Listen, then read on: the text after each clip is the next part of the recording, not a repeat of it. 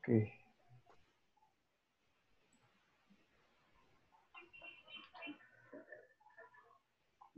Okay, visible na ba yung screen ko sa inyo? Yes, sir. Okay, so naka-filter pa rin. So how to remove the filter? I'll just click on this one or yung clear. Pwede rin yung clear. Okay, so just click here. Ay, mali pala. Clear, yan. So we don't have no filters, and then click here. Maalis na yung arrows, okay? So again, so far what we have discussed is, or are the following. We can use subtotals to both slice, filter, and aggregate our data. We can use filter, pati yung sort, okay?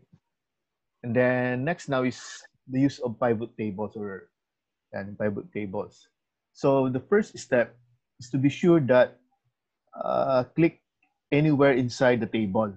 So click nyo lang sa loob ng table. Yan. Okay, click anywhere inside the table. Actually, that's optional because if we don't do that, the problem is we're going to select the table later on. Especially for this kind of data, napakalaki ng table, it's hard to select the whole table. So I think it's advisable that we first click anywhere inside the table, and then we click now on insert, then click on pivot table. So actually yun lang. Click anywhere inside the table, insert, and then pivot table. Yeah. So we have free now this dialog. So first, it says here select a table or range. Actually, the table is already selected for us. Kasi nga, we click inside the table. So it will be automatically selected by Excel. And then the next one is choose where you want the pivot table report to be placed. So I want it to be placed in a new worksheet. So I'll just make sure that new worksheet is selected. Okay. Actually, this one is used only if, for example, you want to use Excel's pivot table for other data. Let's say, for example, you have a Microsoft Access data, you can click here. But usually for Excel alone, we just leave this as it is. Okay.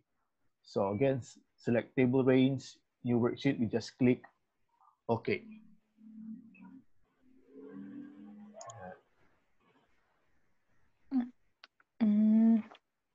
Okay, so we have here on the right side the names of the fields.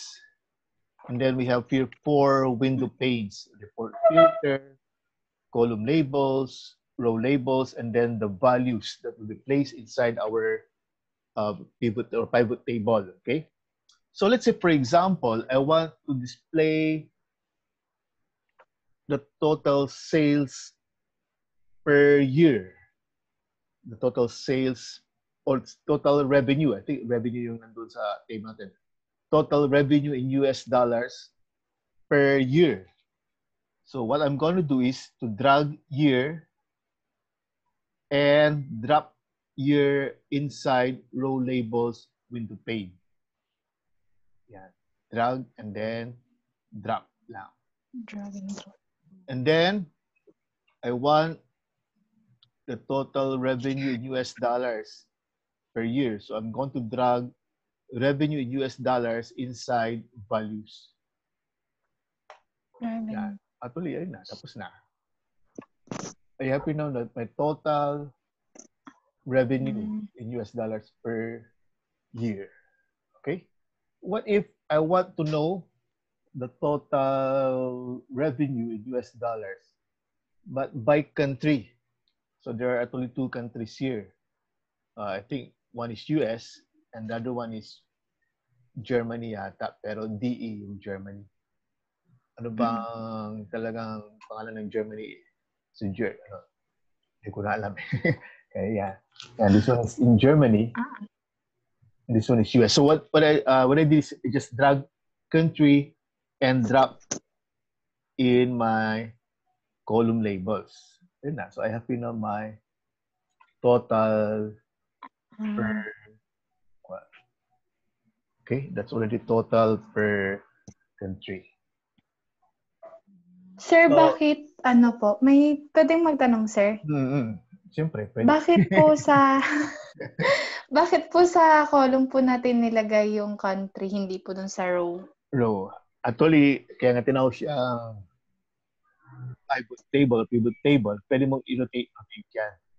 O, kung ayaw mo ng ganyan, pwede mo ilagay dito, i-drag mo yung country sa row, and then i-drag mo yung year sa column. Okay, sir. Kaya siya pivot table, di ba? Pwede mo ikot-ikot. Actually, yun ang kaya tinawag siyang gano'n. So, depende kung ano ang gusto mo tingnan. Kasi kung napakarami ng year, baka mamaya ayaw mo makita yung year dito. Baka dito mo gusto makita. So, you can always rotate. Okay? Ibabalik ko muna sa gano'n. Yes, sir.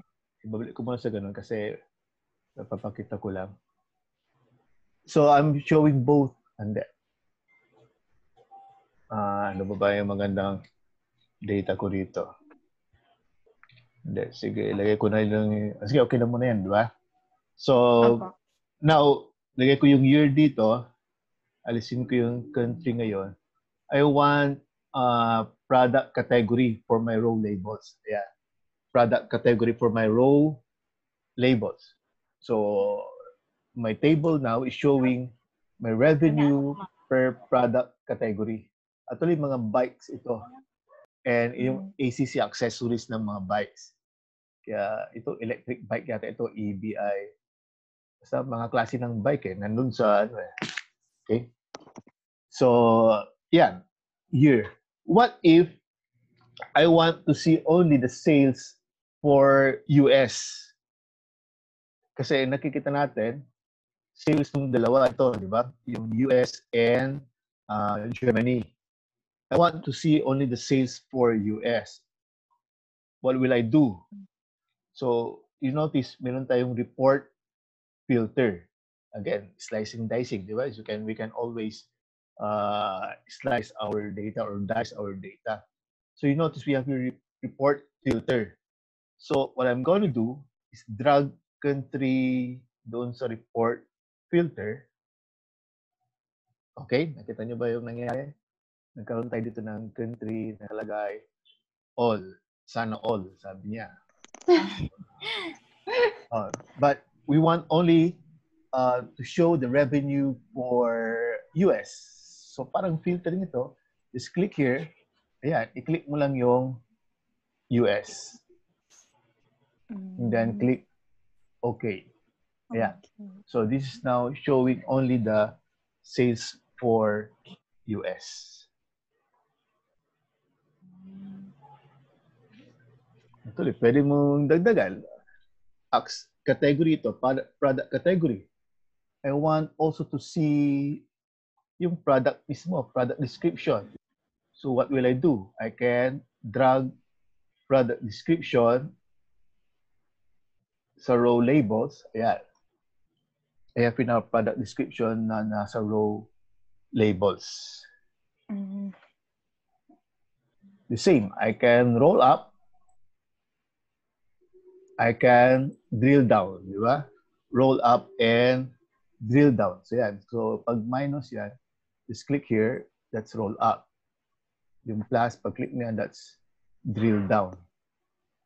Yan. So yan yung mga pwedeng gawin dyan. Actually, maraming pwedeng gawin. Basta you can just drag and drop, then you can manipulate data. So what if what I want to see is not the sum, but the average revenue? Kasi this is sum, diba? We're talking about the sum of revenue. What if I want the average? So what will I do? So just click here, and then we have here value field settings. So yeah, nakalagay sum. I will change that to average. And then just click OK. Yeah. So this is now the average. So hindi na siya sum. Nakuha niya? So ito Yes, lang. sir. Value field settings. I can also show, instead of values like this, so let's go back to value field settings. I can show also some sort of percentage. Kasi doon sa bibigay ko sa inyong kuha, may ano doon na percentage ang gagamitin. So show values. So normal yung values. Let's say I want parang kunwari percent of the total. Okay, so percent of the total, and then I can just click OK. Ayan. So percent of the total. So yeah, ewan ko kung ano niya, saan niya binig sa tumapa. Pero kung kasi may percent of row, basta may nandoon percent of row, percent of column. So depende. Opo. Basta So, ano doon, pong pinindot niyo po doon? doon din. Percent of grand total, sir? Percent of grand total yata yun. Percent of total. Kasi may percent of the whole row, percent. Yan. So may mga difference from, percent of, hindi ka mag-specify kung ano yung percent of. So i-experiment nyo mga ito. Okay? Yan. Actually, yan na yung pivot table. Tapos yung, you can also use, yung tinatawag niyang, wala dito yung select, for example, home. Meron conditional formatting. Yan, kunwari color scales. Yan, pwedeng ganyan. So usually yung mga parang na yan yung green parang yun ang medyo mataas. Yung red, kasi usually red naka-danger. Yan yung mga mababa. Parang gano'n ang ibig sabihin yan. Okay? Yung yellow, na something nasa gitna, parang naka-warning. Kaya parang may ano yung sa color, di ba? Madaling tignan. Kaya yan yung isa ring purpose ng conditional formatting. Yung sa grades, pwede yung dito yun Meron kang, kunwari, pag hinighlight mo yon tapos maglagay ka lang ng less than 75, red ang kulay, kasi pwede mong lagyan ng more rules yan. Yun, magbabago ang kulay nung less than 75, parang ganun sa grades. Isa-select nyo lang yung one. So you can try this. Click nyo lang yung less than. Ganun. Anyway, yan yun. That's actually yung pivot table. Okay?